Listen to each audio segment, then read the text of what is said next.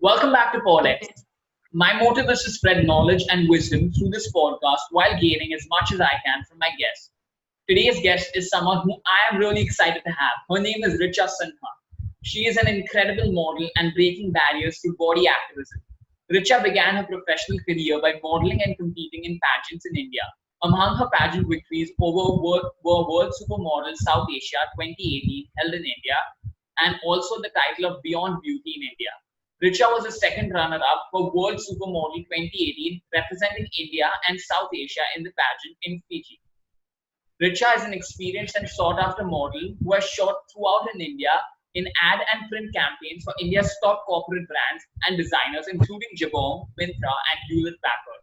She has been featured in numerous editorials and magazines. Her international modeling portfolio includes shoots in Asia, that is Hong Kong, Macau, and Singapore, and Middle East, which is Doha, Qatar, and Dubai.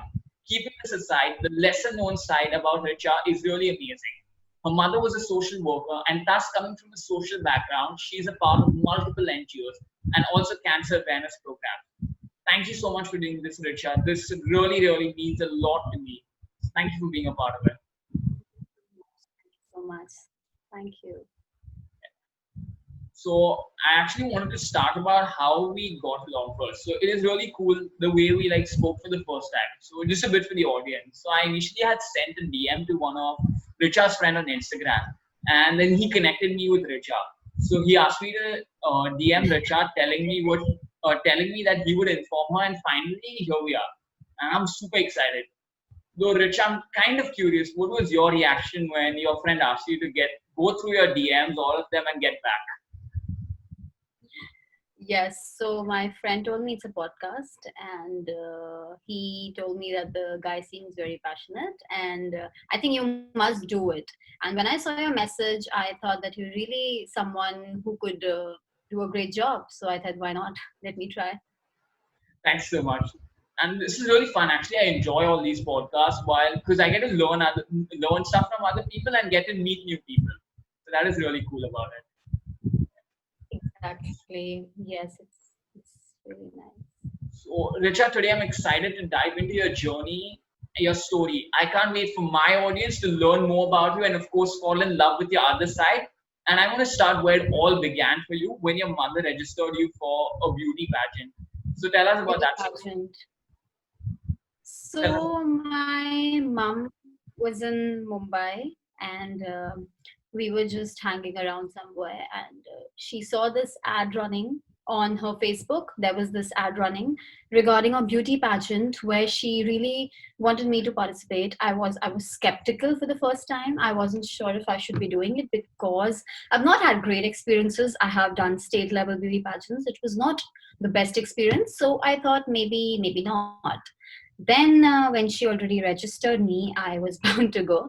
I had to go for my national levels to Lonavala, which was for 8 to 10 days. And my mom was really supportive. She helped me entirely with everything. She told me how do I have to go through it. She Googled a lot of stuff about it. She told me how do I behave, how do I not behave. It was just all what I did for her. I wasn't sure if I'm going to win it or not. And that's it. Maybe it was her blessings and my hard work collectively, and I won the pageant nationally. And then past I think after 4 to 5 months, I went to Fiji. That is a small island.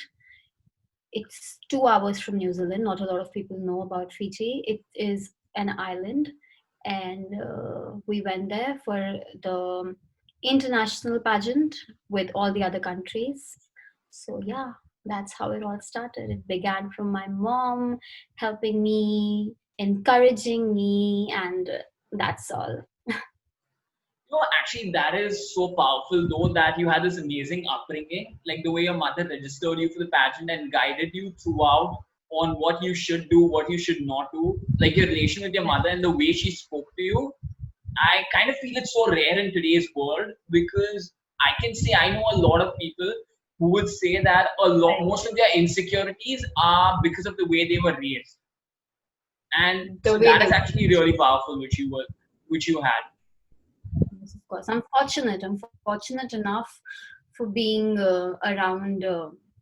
Being around my family for so long. I completed my schooling from Lucknow. I was with my family. They were very supportive no matter what I wanted to do. So I think somewhere it is a lot because of them. So yeah, I really give 80% credits to them if I give 20% to myself for the way I started. So yeah, that's very, very important that we have parents who encourage us to follow our dreams, to let us do what we really are interested in doing and not let us, not go with the peer pressure. It's so important. And I think I got that encouragement, I got that support from my family, because of which I could pursue things ahead with immense confidence, and it got me where I am.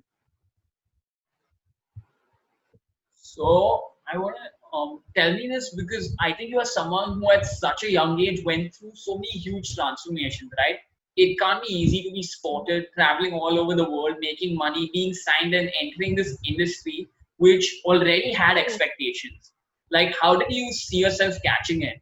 Because I believe you came to Mumbai when you were 17 and your initial plan was to be a content writer. So how did you I was fit into the fashion and model industry? Yes, so I just wanted to escape. I wanted to be in Mumbai. I honestly I can't really tell why did I come here, but I was very much interested in styling. I thought maybe I would try something here and there, or maybe I would just, my parents thought, okay, she just wants a vacation and she's gonna come back. And my best friend, she was already here, she was already working. So that's how I decided to come here. And I started assisting someone from Zoom. There was this director who wanted me to assist him. So I was assisting him for a project. He was from South. His Hindi was not very fluent, and he wanted me to write an entire script, which he was preparing. I believe he was preparing to show it to somebody so that he could get this project working. So yeah, I started as a content writer. I wasn't sure if I want to do it, but I knew I like it. So yeah, it was. But how did you like get? Hello. How do you adjust into the industry which already has so many high expectations from people? Is it hard to get something entering something new? See, everything happens gradually. I can't expect all the miracles to happen in a week or a year. A year is too short of a time for you to build up your reputation as an actor or a model or any artist. It's not just as a model or an actor or a beauty pageant title holder. It's for any profession. You need a lot of dedication. You need a lot of hard work, and you need to be very consistent with what you're doing. If you know what you want to do and you half the job is already done. Now you're going to follow whom you idolize. I followed whom I idolize, and I just went ahead with it. So I think it was a lot of hard work and dedication, obviously, because I wasn't trained from childhood. There are people who are trained from childhood to be, so many things, to be modeling, to be into beauty pageants. Like if you think about beauty pageants, the countries like Philippines and all the South America, all these girls are trained right from the beginning when they turn 12 to be wearing a 7-inch heel and walking like a diva. For me, it started 2 years back, but I think I'm a very fast learner. When I start something, I make sure that I do it, and that's how it started. So many of us try to validate ourselves based on other people's opinions, like, oh, that person finds me pretty, or it can be even our lows when we judge ourselves based on negative opinions, and then it becomes like a whole web of something emptiness. And even though we may be successful externally, so how did you learn that? How did you learn not other people's opinions to hit you and not enter that spiral web? Right. So everybody faces rejection. You're right. So exactly correct. Everybody is gonna go through a lot of rejections, but that's just a part and parcel of life. You cannot be always expecting everybody to appreciate you. You cannot expect everybody to appreciate your work. There's so many superstars, supermodels, and the most successful entrepreneurs who are still criticized. So you can't really you can hear what they say, but you make sure that it does not affect you. And that's exactly what I do. There's so many people who do not like me for a lot of things, and there are a lot of people who appreciated me. So it's better to be focusing more on positivity and focusing more on things that encourage you to go further with what you're doing than being sad and upset about what's negative. So yeah, that's very, very important that you make sure that you're not affected by any of the criticisms. You're not affected by people who are judging you, and not affected by any of this, because the moment you're affected, half of your confidence is gone, and you cannot afford to do that at a platform like that. So it's very, very important to be very confident and take everything in a positive manner. The moment you are that optimistic in life and nothing at all bothers you, you are content with what you're doing, with the talent you have, I'm sure you're going to go ahead in life. Otherwise it's going to be difficult for sure. Speaking about that part of we all face rejection, in fact, I had 5 YouTube channels before this channel. Before I started podcast, I had 5 previous YouTube channels. Okay. But then I think as it's I think a thought process. If we stay true to what we actually want to do and we work in that same path, then we find a way one way or the other. Which is exactly what you said. I Right. think I can relate to that part. Yes, yes. There are a lot of critics. It's always going to be there, but it's so important for us to focus on the positive aspects with what you're doing, because that's the most important thing. The moment you lose hope and you self-doubt yourself, it's the self-doubt is the worst thing. You cannot do that. You can't afford to be doing that when you're looking to be, in the industry, or you are an artist. You have to be very satisfied with what you are showcasing. That's so important. So yeah, you're right. Like, even like did you had 5 YouTube channels before, but you were consistent. You never gave up. That's why you are here, and that's why you're doing what you're doing, because you love it. You don't care what other people think. So yeah, that's precisely my point. You have to love your own passion and not give a damn about anybody else. So what was your feeling in your heart when you were, preparing for your first pageant? Was it excitement? Was it anxiety? Was it fear? Or was it like a mix of what was it? If I can be very honest, it was just, oh my God, what if I don't win? I have been like, okay, what if I don't win? What after that? So I just sat and thought for myself, would that be the end of the world? No. I have, I have, I was competing in pageants in Lucknow and I didn't win. I was rejected a lot of times. I competed in another pageant. I didn't win. I was rejected. So this is not the first time I did a pageant and I won it.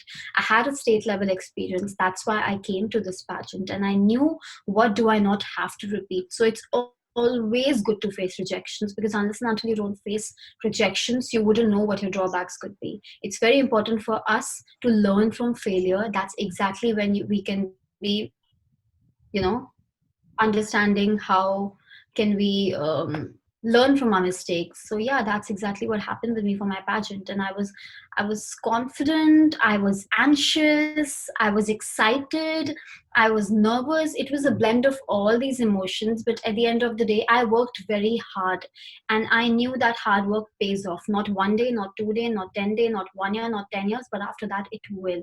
So I was just doing my bit and leaving everything else to the judges. Yeah. But do you think losing earlier had made you stronger? Because in a way, when you lose something, you actually value the winning firstly, and secondly, what happens is it makes you stronger. So you know, okay, I've been through this. It can't be very hard. I know what that level is. Did it make you stronger in a Yeah, way?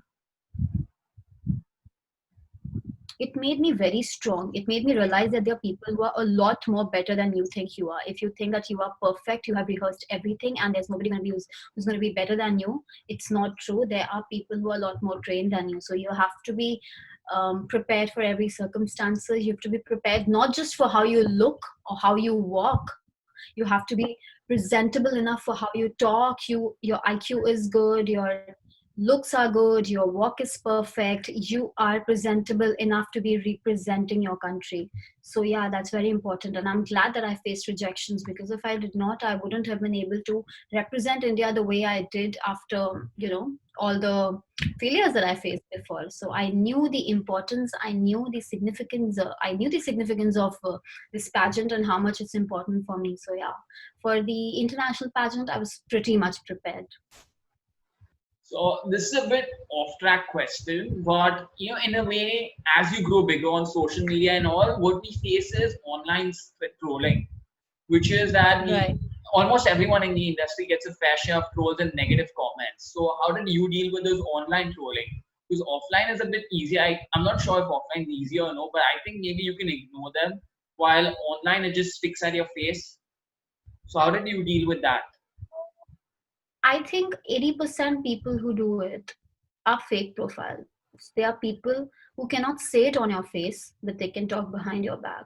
So when somebody cannot just say it on your face and they are making a fake profile to be criticizing you or being abusive or bullying you, I think if that affects you, then there's something wrong with you. You need to completely avoid such people, because no matter what you are, no matter where you are going to be facing a lot of trolling, because right now social media is such, you know, you can't really say what can get you trolled. So it's so important that we are ready for such things so that they don't affect us, they don't have a negative impact. That's exactly what I say. You just have to make up your own mind. I'm not saying it because it's just easy to say, but it's something that I follow. And if it's bothering you so much, I think you should just not be too much in your social media. If you're completely engrossed into your social media and that's all what you do, or that's all what you want, then for sure it's going to depress you. But you have to make sure that it's just a part of your life. It don't just take it like, that's my only life. Social media, there is a life beyond social media, there is a life beyond all of this. So I think we should focus more on that and lesser on social media. That's how it can help. That's what I do. When I think it's affecting me too much, I distance myself from it. So yeah, and I tell all my friends, because all of my friends, I see so many of my friends being trolled, and so many of them who are being, just harassed on social media by some random people. So yeah, you just distance yourself from that entire the circumstances, just stay away from it for a bit. Don't let social media affect you, because it can be really, really ruthless to some people, I feel. And it's bad how it's happening nowadays. In a way, I feel the negative comments or trolls are usually the insecurities of a person being reflected. And to be honest, Exactly. instead of actually being harsh on them, I have a sense of empathy towards them. As they have time for watching or consuming a piece of content, then they have time to think something negative, and they spend more time to write it out. And there's so much of negativity and hate filled within them that they are spreading it. So I feel they need help instead of hating them. That is what I feel. I really think that Instagram should come up with a new feature of erasing all the fake accounts that are running on Instagram, because there are so many. If you actually do an entire analysis of the bullies, you will always see 50% of them are just fake accounts. So it's just somebody who's hiding their identity to just show their insecurities with an anonymous account where they don't even name themselves. So yeah, it's pretty much with Since they are we're intimidated. since we're on the topic of social media, I want to ask you this question. There's so much Yeah, wrapped up in comments, so much wrapped up in likes and followers. Everyone's competing to get more likes, to get more followers. So how do you keep yourself away from these false social statuses? I was never as interactive on my social media as I am now for the past 1.5 months. I was never that much into my social media. I was not posting every day. I was not being interactive with my audience. I started this now. So I can't really say if I am having a competition, because it's not about It's very, very important for people to realize this. It's not the quantity, but it is the quality. It's not the quantity, it is the quality. You can be having a photo with 10 million likes, 5 million likes, and so many comments which has no content, which makes no sense. On the contrary, you can be having an image that makes sense, that is spreading some kind of awareness, but it has lesser likes, lesser comments. So it's not with the quantity at all. It's all about the quality, because people look for quality, not quantity. You don't have to care about the quantity. You just have to make sure that your quality is good. That's all. I think the content should be good, the quality should be good, and that's a lot more important than being famous for nothing. So yeah, there are so many, so-called people who are buying followers, buying all of that stuff. So it's just a stupid game happening right now on social media. I think USA, even if you see other countries, I think in United States and Canada, a lot of countries, you can't see the likes. They have deleted Yeah, that they banned in US. part I where you do can agree. see the likes. It'll always be me and others. Yeah, so they have banned showing likes because it was harming everybody's mental health. People are so going so crazy behind all of this. So I think it's not available anymore, but I think it's going to happen in India soon, so it shouldn't be an issue. Just that you need to just have a life beyond social media is what I feel. You can't be living for social media and with social media, for everybody and myself, because I've got so much into it for the past 1.5 months. I also want to take a break. It's very, very important to know the limits and always set a reminder and a timer for the amount of time you're spending on social media. Speaking of content, which you said, which we should build up quality, I think also positive content. So a lot of people are there True. spreading negativity. It depends on the Negative energy. content which we consume. Because if we consume negative content, it affects our mindset and our mental health. So in a way, we need to True. also be we need to be cautious about who we are following, what we are consuming, and that depends also. So one of Pretty the much, pretty much. I totally agree with you. You're not audible. I'm sorry. sorry, you were saying something. Yeah, I'm saying you're right. You're right with what you said.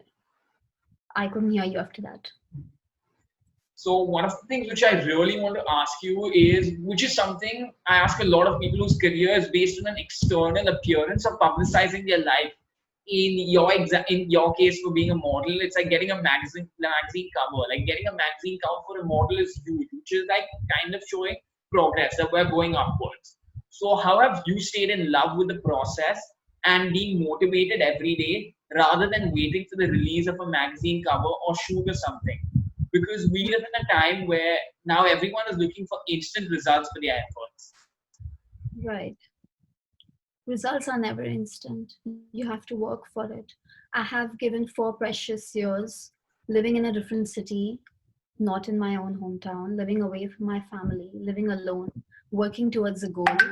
So it was a gradual process. Nothing happened in a week or a year. It took a while for me to win a beauty pageant. It took a while for me to win another beauty pageant. It took a while for me to be representing India twice. It took a while for me to be felicitated. It took a while for me to be everything that I am right now. Nothing happened in a year or so. So the most important thing is you have to be very patient, and you have to make sure that you're not annoyed with the whole process, because you're doing it for Right. yourself, not forcing you to do it. Who's asking you to do it? Is anybody forcing me to do it? No, I'm doing it for myself. So I need to make sure that I'm putting a lot of hard work, and I'm also content with what I'm doing. It's not important that it is a magazine cover, or it is anything. It is some just nothing. You just need to make sure that you are doing what you like. Not everybody gets that opportunity in life. A lot of people want to be actresses, a lot of people want to be models, a lot of people want to be doing different things, but because of so much of pressure, they are doing something different. And I think we are at a better place from that. So I think we should be happy for what we are blessed with. Touch wood. Yeah.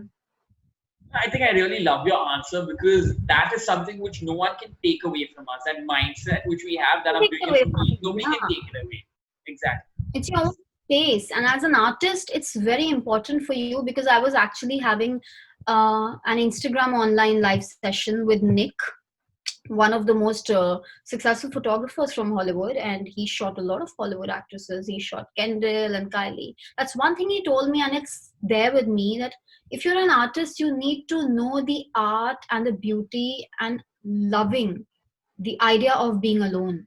You need to be very comfortable with being alone and being self-satisfied with what you're doing, because the moment that happens, everything is going to fall in place. So yeah, it's not an easy process. It takes a while for people. It takes 2-3 years to understand that, but once you understand that, you're going to enjoy every moment of what you get by God's grace.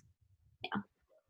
While you spoke about being alone, a question just popped up in my mind. So, how did you manage yourself being alone from your family the whole time, staying away? While Yeah. you've been brought up in a background where there's a lot of being getting along with the family and all that stuff. So, I lived in a joint family with 22 members in my family. I had like one house. It was like one bungalow where there were like 23 of us living. Then, of course, everybody had a different family. The same house, but everybody had a different areas. So we all had a different, we were living like just me and like my mom, my dad, and my brother. Otherwise, I was always in a joint family. So it was beyond a shock. It was such a shock for me to be living alone, but now I'm so used to it. I have lived with friends before, but I think I find my peace when I live alone. Yeah, it's very, very difficult at times, like the corona outbreak that's happening right now, when you are out of work. Not really out of work, but there's nothing really happening. The most you can do is do what you love. So I think I bought some plants. I started taking care of plants. I started getting more engrossed with my social media. That's exactly why it happened. So yeah, I think we start doing what we like, and that's about it. But it's not as easy as I say. But I am an introvert. I'm not a I'm a very private person. So for me, this is the kind of life I like anyway. If I'm not working, I like being by myself most of the time. So I'm happy with it. I'm actually lucky that you started becoming more social on social media. Otherwise, I wouldn't have been here doing this podcast. So I'm super Yeah, lucky. I'm trying to be more social. I'm trying to be more interactive. And of course, I keep working out. I'm very, very consistent with my workouts. Lately, I've not been, but otherwise, I am. So, yeah, that's something that keeps me busy too. So I'm going to Yeah. ask this question, which I think you're going to really love answering. Who's your greatest inspiration? Okay. I know this answer, but I'm still going to ask. Who's your greatest inspiration? You know, I think I really, really have inspired two women in my life, and they both have been after my mom. Of course, my mom is the first one I want to inspire for everything that she's done, The everything voice she's got been, caught up. and the way she's. Am I audible now? Yeah, could you start again because the voice went off? Sorry. First one is, of course, my mom, which is the most mainstream answer, but this is the truth. For me, it is my mother. She's inspired me. She has maintained her work life and her family life and all of us. She's just a blend of perfection and beauty, I think. Apart from my mother, if I inspire someone, is of course Priyanka Chopra, because she's the one who inspired me. She was in my school, as I told you. So when she won Miss India and when she became Miss World, there was this entire hype in school about her, and we all started adoring her and started watching her films. So yeah, she was somebody who inspired me, not for what she was, but from where she began. From where she began and how it all started for her. I find my journey very similar to hers. So yeah, I think it's hers. It's her who I inspire the most. But I think you've actually taken up a lot of stuff from your mom, which is doing social work. You actually feed stray dogs, cats, and animals, and even crows every day. So that is really cool. Which is what happens is after people reaching a certain level, they stop doing their social work. Some start, but usually most of them stop. So while you still maintain that part, which is really cool. I think I have not reached any level as of now. I think I'm still working towards my goal. I haven't reached my goal even closer to where I want it to be. But wherever I am, I'm glad that I am. It's always been a habit. more than, I don't take it as a task, something I have to do. It's something I love. So when you love something, you do it naturally. It comes naturally. And I've seen my mother doing it for so long, so it's not really a task for me. I think I do it out of love, I do it out of concern for them. So yes, I enjoy it. That's how I pass my time, because I am staying alone most of the times. I try and keep myself busy with nature, with crows, with birds, with cats and dogs, and just things that I like doing. It's just something I like, to be honest. So right now you've not reached your goal, as you said. So after you reach your goal 10 years later, I'd love to do another podcast with you. If that's Not 10 years. I'm going to be old. I think soon. Yes, It'll I'm still be still fine, working fine. towards. I'll still want to do a podcast if I'm still Of continuing course, this. for sure, we So will do it again. what has been the greatest advice you have ever received on anything, on doing your dreams or whatever? I think the greatest, well, there's so many of them, but I think one thing that I've learned with my own personal experiences is patience and consistency, because these are the two things that I always lacked.